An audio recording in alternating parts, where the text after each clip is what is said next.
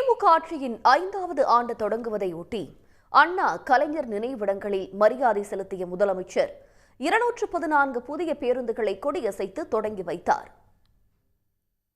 திமுக அரசு பொறுப்பேற்று 4 ஆண்டுகள் நிறைவடைந்து 5வது ஆண்டு தொடங்கியுள்ளது. இதையொட்டி சென்னை காமராஜர் சாலையில் உள்ள அறிஞர் அண்ணா கலைஞர் நினைவிடங்களில் முதலமைச்சர் மு.க.ஸ்டாலின் மலர்தூவி மரியாதை செலுத்தினார்.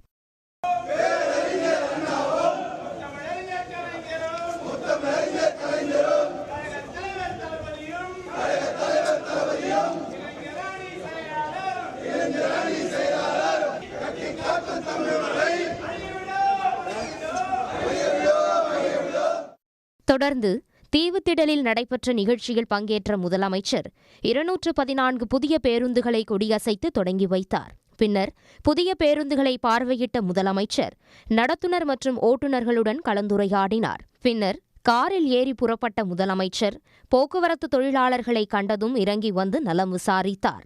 பின்னர் சென்னை வள்ளலார் நகரிலிருந்து புறப்பட்ட மகளிர் விடியல் பயண பேருந்தில் ஏறி பெண்களிடம் விடியல் பயணம் குறித்து கேட்டறிந்தார்.